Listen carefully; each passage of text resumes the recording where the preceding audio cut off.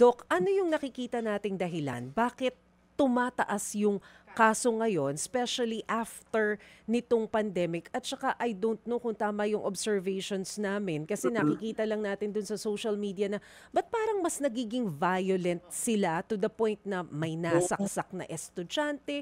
Anong oo. anong anong dahilan?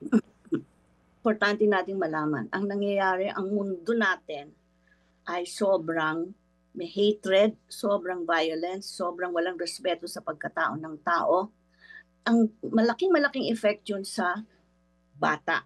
Hindi natin sabihin kasalanan ng bata, kailangan anuhin natin ang bata, tulungan natin. Pero hindi natin matutulungan ng husto ang kabataan kung hindi natin titignan ang factors na napakalaki sa society na nag impact sa mga bata. Kailangan natin mag-advocate tayo doon na. Kaya meron akong movement ngayon on kindness and truth-telling. Kasi hindi pwedeng hindi maapektuhan ng tao, kahit na pamilya, kahit matanda, nang nangyayari sa society na napakatindi ngayon.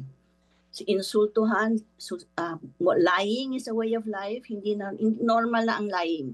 Na ano ako diyan, na troll ako diyan nung panahon ng dating presidente dahil sabi ko lying should not be normal. Hindi dapat makita ng mga bata normal ang lying, normal ang killing.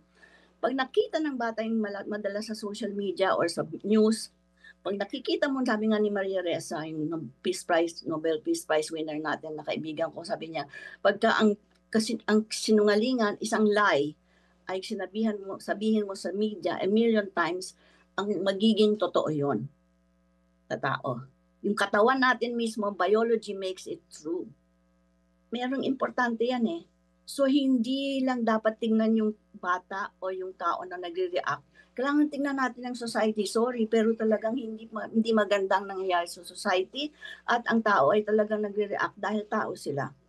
Um, Pwede natin tulungan ng tao pero mm. kailangang acceptin natin na ang social situation natin ay napakatindi na ang Mm. epekto sa bata at sa kabataan ay masama.